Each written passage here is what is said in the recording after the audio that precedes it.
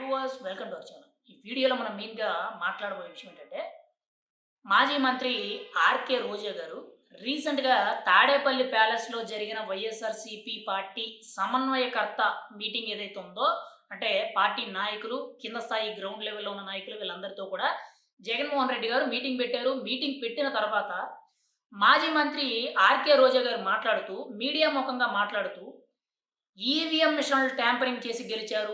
EVM మిషన్ల వల్లే కూడా కూటమి ప్రభుత్వం ఈరోజు అధికారంలోకొచ్చింది. చంద్రబాబు నాయుడు అధికారంలోకొచ్చాడు. డిప్యూటీ సీఎం పవన్ కళ్యాణ్ అధికారంలోకొచ్చారని చెప్పి, ఎంతసేపు కూడా ఈ పాత చింతకాయ పచ్చడిలాగా అదే పట్టుకొని మాట్లాడుతున్నారు తప్పితే, వీళ్ళు ఓడిపోయి కూటమి ప్రభుత్వం అధికారంలోకొచ్చి ఏడాది పూర్తయింది. ఈ ఏడాదిలో ఎన్ని సార్లు కూటమి ప్రభుత్వం ఈవీఎం వల్లే గెలిచింది, కూటమి ప్రభుత్వం ఈవీఎం వల్లే గెలిచింది అని చెప్పి మాట్లాడుతున్నారు తప్పితే, ఎక్కడా కూడా గతంలో మేము ఇలా వ్యవహరించబట్టే, ఇలా మాట్లాడబట్టే, ప్రజల సమస్యల మీద దృష్టి పెట్టకపోవడం వల్లే ఇదంతా కూడా జరిగింది. ఈసారైనా సరే అంటే 2029లోనైనా సరే ఖచ్చితంగా మేము ప్రజలకు అందుబాటులో ఉంటాం. సరైన నిర్ణయాలు, సరైన పరిపాలన అందించే విధంగా మేము అడుగులు వేస్తాం అని చెప్పి మాట్లాడడం లేదు. ఎంతసేపు కూడా చంద్రబాబు నాయుడు, పవన్ కళ్యాణ్, మోడీ వీళ్ళందరూ కూడా కలిసి కుమ్మక్కయ్యి ఈవీఎంలు ట్యాంపరింగ్ చేశారంటారు. మరి 2019లో వీళ్ళు 151 స్థానాలు గెలిచినప్పుడు, మరి ఆ రోజు ఈవీఎం ట్యాంపరింగ్ అయ్యి ఉండొచ్చు కదా! అంటే వీళ్ళు గెలిస్తే అది నీతిగా, నిజాయితీగా ప్రజల మద్దతుతో, ప్రజలు ఉన్న ఓటింగ్‌తో గెలిచినట్టు ఫీల్ అవుతున్నారు. కానీ కూటమి ప్రభుత్వం ఎప్పుడైతే గెలిచిందో, కూటమి ప్రభుత్వం గెలిచిన దాన్ని బట్టి వీళ్ళు ఈవీఎం ట్యాంపరింగ్ ద్వారా గెలిచారు అని చెప్పి మాట్లాడుతున్నారు. అంటే వీళ్ళకొక న్యాయం, వాళ్ళకొక న్యాయం అనే విధంగా ఒక రకంగా మనం చేస్తే సంసారం, అవతలోడు చేస్తే రంకుతనం అని చెప్పి కొన్ని సందర్భాల్లో మాట్లాడుతూ ఉంటారు పచ్చిగా చెప్పుకుంటే. ఇప్పుడు కూడా అదే సంగతి తెలుస్తుంది. ఎందుకనంటే వాళ్ళు గెలిచినప్పుడు ఈవీఎం ట్యాంపరింగ్‌లు ఏవి గుర్తుకు రాలేదు. వాళ్ళు గెలిచినప్పుడు కేవలం ప్రజల ఓట్లతోనే గెలిచారు అని చెప్పి ఫీల్ అవుతున్నారు. కానీ కూటమి ప్రభుత్వం గెలిచినప్పుడు మాత్రం ఈవీఎంలు అని మాట్లాడుతున్నారు. ఇక్కడ వాళ్ళు ఓడిపోవడానికి కొన్ని వందల కారణాలున్నాయి. వైఎస్ఆర్‌సీపీ పార్టీ అనేది 2024 ఎన్నికల్లో ఓడిపోవడానికి కొన్ని వందల కారణాలున్నాయి. అందులో మొదటి కారణం పవన్ కళ్యాణ్. పవన్ కళ్యాణ్‌ని తిట్టడం, పవన్ కళ్యాణ్‌కి ఎదురు చెప్పడం, పవన్ కళ్యాణ్‌ని మీరు దూషించడం, మీడియా ముఖంగా ఇష్టానుసారంగా మాట్లాడడం అనేది ప్రధాన సమస్య.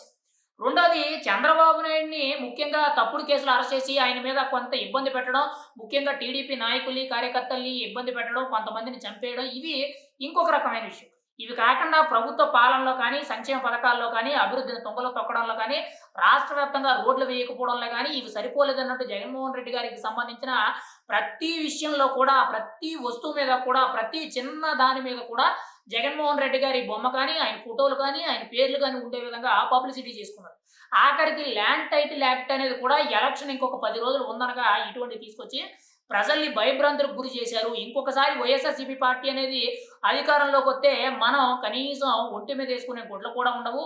మనం తినడానికి తిండి కూడా ఉండదని చెప్పి ప్రజలు భయపడి ఈరోజు 2024 ఎన్నికల్లో బలమైన ప్రభుత్వంగా కూటమి ప్రభుత్వాన్ని గద్దెనెక్కించి వైఎస్ఆర్‌సీపీ పార్టీని గద్దె దింపారు. వాళ్ళకి కనీసం ప్రతిపక్ష హోదా కూడా లేకుండా వాళ్ళకి విపక్షంలో కూర్చోబెట్టడం జరిగింది. కానీ పాత చింతకాయ పచ్చడిలాగా ఎంతసేపు కూడా ఈవీఎంలు లేదనంటే మేము అంత చేసాము, సుపరిపాలన చేసాము, సంక్షేమ పథకాలు ఇచ్చాము, అమ్మ ఒడి ఇచ్చాము, నాన్న ఒడి ఇచ్చాము, నాన్నకు బుడ్డి ఇచ్చాము అని చెప్పి ఇవి మాట్లాడుతున్నారు తప్పితే అభివృద్ధి ఎక్కడ చేశారు? రాష్ట్ర వ్యాప్తంగా రోడ్లేయలేదు, యువతకు ఉద్యోగాలు కల్పించలేదు, సీపీఎస్ రద్దు చేయలేదు, పోలవరం ప్రాజెక్టు పూర్తి చేస్తానన్నా చేయలేదు, అమరావతి రాజధాని కట్టలేదు, 3 రాజధానులన్నారు. దాని మీద కనీసం ఒక కీలకమైన స్పష్టమైన నిర్ణయం లేదు. విజయవాడకి, వైజాగ్‌కి మెట్రో అన్నారు. ఎక్కడా లేదు. స్టీల్ ప్లాంట్ ప్రైవేటీకరణ అన్నారు. అసలు మీ వల్ల చేత కాలేదు. మీరు ఆపలేకపోయారు. విశాఖ రైల్వే జోన్ తీసుకొస్తానన్నారు. ముఖ్యంగా ప్రత్యేక హోదా తీసుకొస్తానన్నారు. కేంద్రం మెడలు వంచుతానన్నారు. మరి ఇవన్నీ కూడా చేయలేదు కదా! ఇవన్నీ కూడా తుంగలో తొక్కారు కదా! ఇవన్నీ కూడా మర్చిపోయి మాజీ మంత్రి ఆర్‌కే రోజా గారు ఏం మాట్లాడుతున్నారు? ఎంతసేపు కూడా ఈవీఎంలు అని చెప్పి మాట్లాడుతున్నారు. పైగా ఇప్పుడు ఇంకొక లేటెస్ట్ వార్త ఏంటంటే 2029 ఎన్నికల్లో ఒకవేళ ఈవీఎంల ద్వారాగా మళ్ళీ ఎలక్షన్ జరిగితే వైఎస్ఆర్‌సీపీ పార్టీ అసలు పోటీ చేయదంటూ, పార్టీ అసలు ఎన్నికలకి దూరంగా ఉంటుందని చెప్పి కొంత సమాచారం వినబడుతుంది. ఇప్పుడు పార్టీ ఎంత బలహీనపడ్డదనంటే జగన్మోహన్ రెడ్డి గారు దాన్ని లేపడానికి, పార్టీని ఇంకా బలోపేతం చేయడానికి, ప్రజల్లోకి తీసుకువెళ్ళడానికి నానా కష్టాలు పడుతూ నానా ప్రయత్నాలు చేస్తున్నారు. ఇప్పుడు ఒక రకంగా చెప్పాలంటే చావు బతుకుల మీదన్న వెంటిలేషన్ పరిస్థితి అయితే ఉంది. ఇప్పుడు కూడా మళ్ళీ ఇటువంటి పరిస్థితులు తీసుకొస్తున్నారు. ఒకవేళ 2029లో ఈవీఎంలు ఉన్నాయని చెప్పి వీళ్ళు ఎన్నికల్లో పోటీ చేయకపోతే వీళ్ళకే నష్టం. ఇంకా పార్టీ పూర్తిగా కూడా భూస్థాపితం. ఆ పార్టీలో ఉన్న రాజకీయ నాయకులందరికీ కూడా రాజకీయ సమాధి అయితే పూర్తిగా శాశ్వతంగా జరుగుద్ది. ఇక్కడ మాజీ మంత్రి ఆర్‌కే రోజా గారు గాని, ఇంకొంతమంది నేతలు కూడా ఎంతసేపు కూడా ఈవీఎం అని మాట్లాడుతున్నారు కదా! ఒక్కసారి క్లారిటీ తెచ్చుకోవాలి. గతంలో మీరు ఎంత మెజారిటీతో గెలిచారు? ఇప్పుడు ఎంత మెజారిటీతో ఓడిపోయారు? మీరు ఓడిపోవడానికి కారణాలేంటి? ప్రజలు మీ దగ్గర నుండి ఏం ఎక్స్‌పెక్ట్ చేశారు?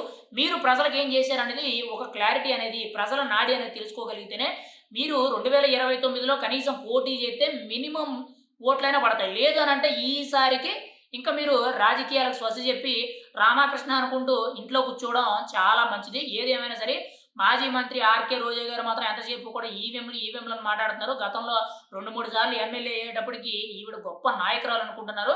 2029 ఎన్నికల్లో రాబోయే రిజల్ట్‌ని బట్టి ఆవిడకి పూర్తి స్థాయిలో అర్థమవుద్ది. ప్రజలు ఏం కోరుకుంటున్నారు? ప్రజలకు ఏమి ఇస్తున్నారు? ప్రజలు ఎంత బాగా ఏ ప్రభుత్వాన్ని ఆదరిస్తున్నారనేది చాలా క్లియర్ కట్‌గా తెలుస్తుంది.